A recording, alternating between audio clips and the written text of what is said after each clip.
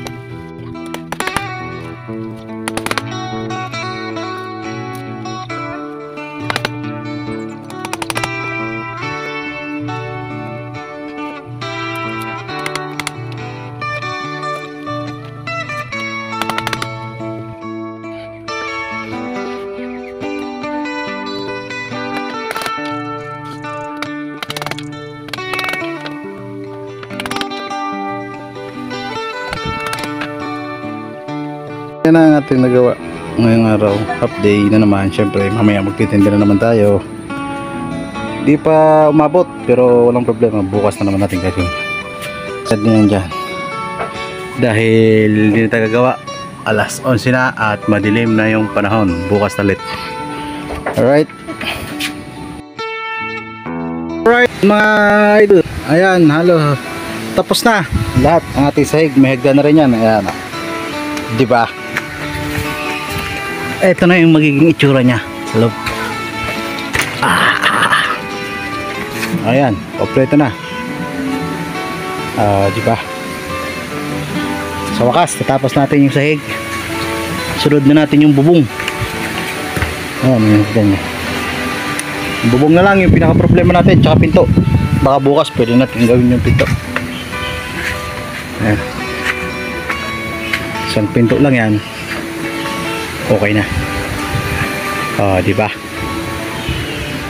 Ganda.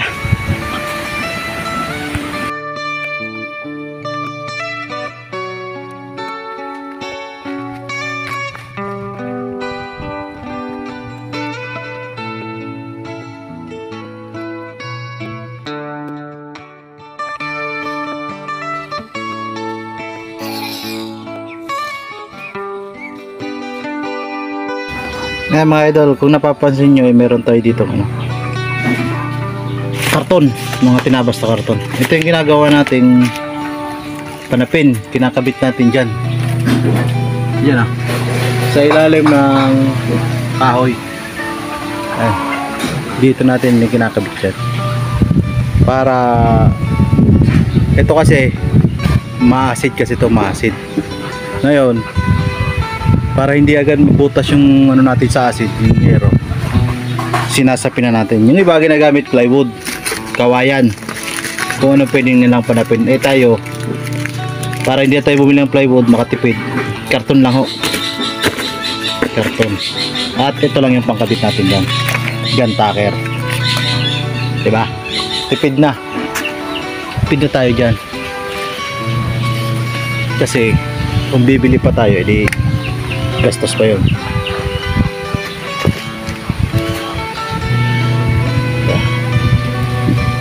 Ganito lang diskarte niya.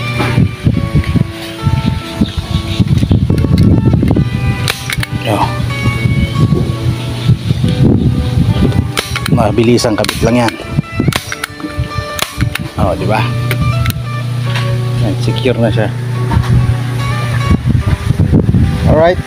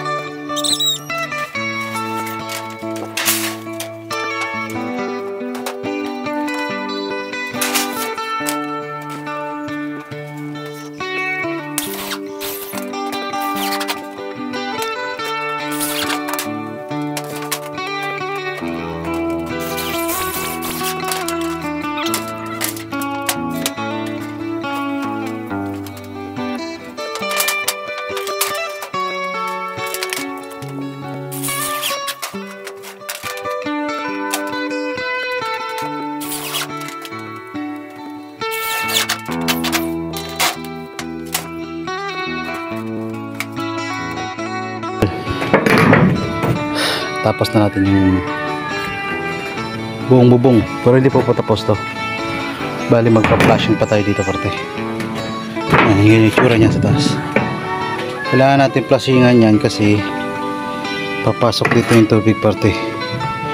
Pag umuulan papasok dito, tapos papasok din dito sa loob. Gagawin natin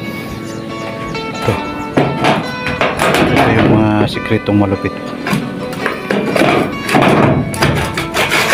Yan, titiklop natin ito pataas. Yan, para kahit may hangin dun sa galing dito parte, ito hindi papasokin. Yan, ganyan lang yan, tapos lalahatin natin yan.